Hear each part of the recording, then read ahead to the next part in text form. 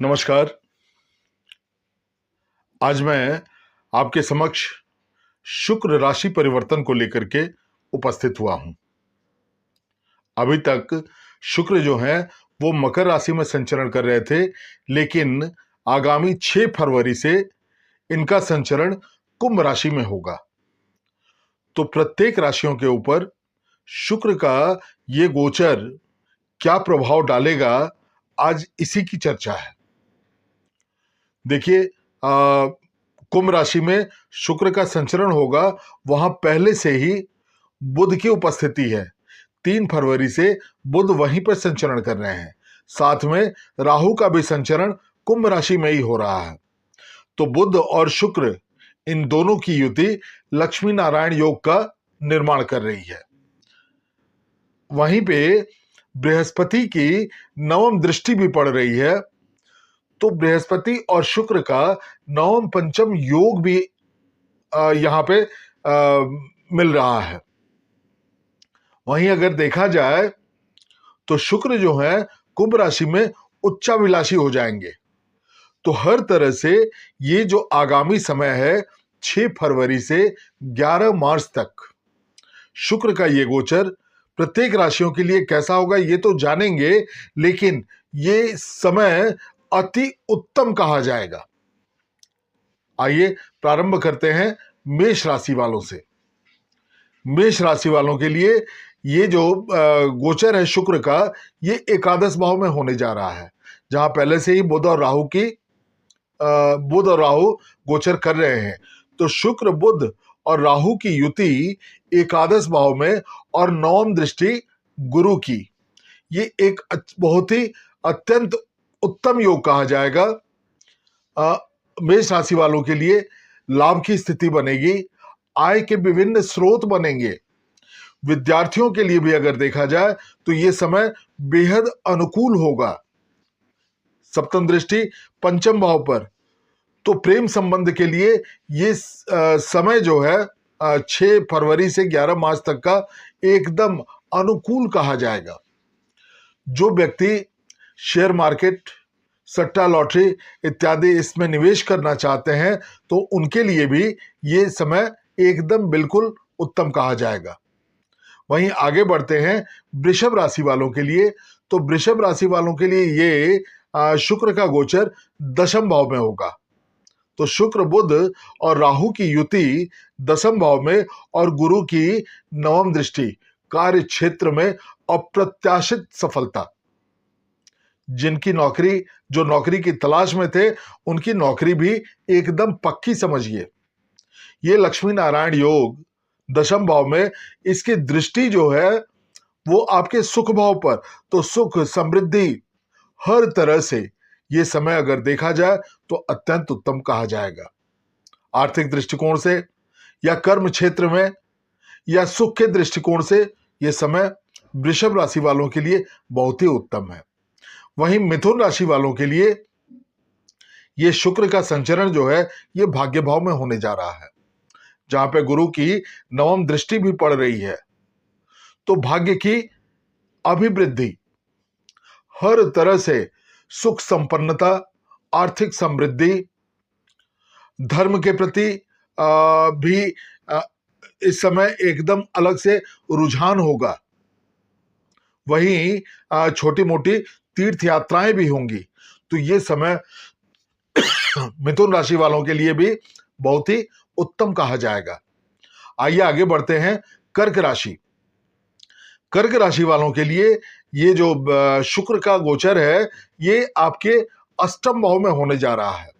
तो शुक्र बुध और राहु ये तीनों जो हैं आपके अष्टम भाव में संचरण करेंगे। यहां से इनकी दृष्टि धन भाव पर होगी। आर्थिक दृष्टिकोण से अगर देखा जाए तो कर्क राशि वालों के लिए ये समय धन के लिए, धन संचयन के लिए ये तो ठीक है, लेकिन अगर आप डायबिटीज के पेशेंट है या ब्लड प्रेशर के पेशेंट है या नसों से संबंधित किसी तरह की बीमारी है तो थोड़ा सा सावधानी बरतनी होगी, क्योंकि यहां पे राहु भी बैठे हुए हैं।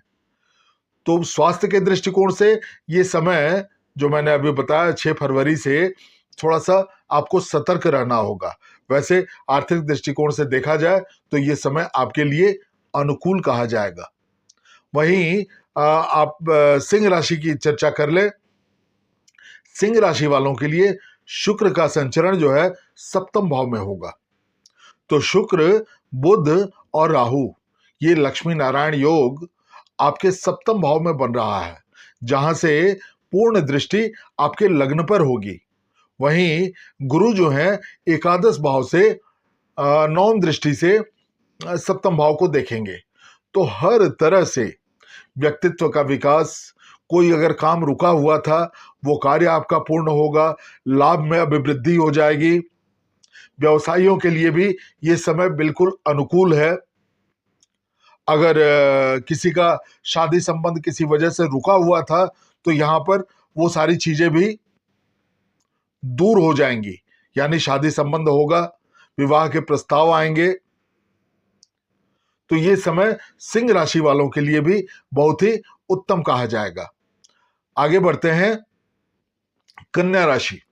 कन्या राशि वालों के लिए शुक्र का संचरण जो है वो छठे भाव में हो रहा है। बुध और राहु की युति ये कन्या राशि वालों के लिए बहुत ज्यादा उत्तम तो नहीं कहा जाएगा, खासकर स्वास्थ्य के दृष्टिकोण से। स्वास्थ्य के ऊपर आपको विशेष रूप से ध्यान देना होगा। शुक्र की दृष्टि द्वादश भाव पर पड़ रही है, तो खर्चों पर भी नियंत्रण आपको करना होगा। वैसे अगर यहाँ पे जो लक्ष्मी नारायण योग बन रहा है तो शत्रुओं से अगर किसी तरह की पीड़ा थी तो वो दूर होगी। साथ ही साथ जो विद्यार्थी प्रतियोगिता परीक्षा की तैयारी कर रहे थे तो उनको यहाँ पे सफलता मिलती दिखाई दे रही है। आगे बढ़ते हैं तुला राशि। तुला राशि वालों के लिए शुक्र का संचरण पंचम भाव में होगा। शुक्र, बुध और राहु की युति पंचम भाव में बहुत ही श्रेष्ठ कही जाएगी। विद्यार्थियों के लिए बहुत ही बढ़िया समय है। धनागमन के लिए, आय के विभिन्न स्रोतों के लिए यह समय एकदम अत्यंत उत्तम कहा जाएगा। वहीं अगर किसी तरह का प्रेम संबंध था तो प्रेम संबंध के लिए भी यह समय अनुकूल कहा जाएगा। थोड़ा सा यहाँ पे अगर किसी तरह का प्रेम संबंध है तो यहाँ पे सावधानी भी आपको बरतनी होगी, क्योंकि राहु यहाँ बैठे हैं, धोखा मिल सकता है। दाम्पत्य जीवन अगर देखा जाए तो दाम्पत्य जीवन सुखद रहेगा। थोड़ी सी तकरार हो सकती है, लेकिन ये गोचर आपके लिए अच्छा ही कहा जाएगा। आइए आगे बढ़ते हैं वृश्चिक राशि। वृश्चिक राशि वालों के लिए थोड़ा सा सुकून का समय आएगा। अभी ये जो समय मैंने बताया, क्योंकि चतुर्थ भाव में शुक्र का गोचर हो रहा है, जहां बुध और राहु पहले से ही गोचर कर रहे हैं। तो राहु का गोचर पारिवारिक क्लेश तो दे रहा था, लेकिन यहां पे शुक्र और बुध का लक्ष्मी नारायण योग आपके लिए बहुत ही अच्छा कहा जाएगा। धन संपदा बढ़ेगी, आर्थिक समृद्धि बढ़ेगी। अगर आप किसी तरह का घर में फ्लैट लेने में, जमीन लेने में, इस तरह का अगर निवेश करना चाहते हैं तो यहां पर आप निवेश कर सकते हैं। सुख भाव में ये युति बन रही है, तो सुख समृद्धि निश्चित है कि बढ़ेगी। और इनकी दृष्टि, शुक्र की दृष्टि आपके दसम भाव पर पड़ रही है, तो आपके कार्य क्षेत्र में भी आपका प्रमोशन होगा, आपको सफलता मिलेगी। आगे बढ़ते हैं धनु राशि वालों के लिए।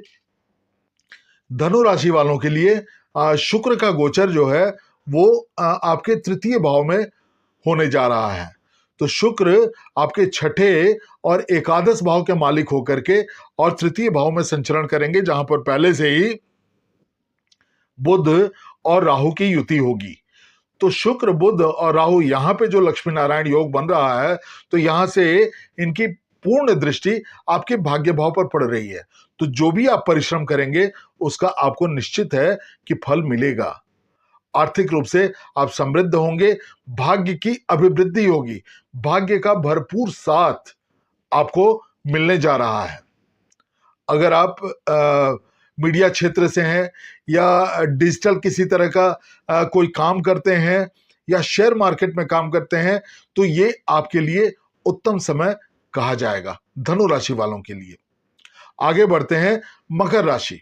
मकर राशि वालों के लिए ये गोचर जो है आपके धन भाव में होने जा रहा है, तो ये समय मकर राशि वालों के लिए बहुत ही अच्छा कहा जाएगा। शुक्र और बुध साथ में राहु की युति और बृहस्पति की दृष्टि, ये आपके धन के लिए, धन संचयन के लिए ये बहुत ही अच्छा समय कहा जाएगा।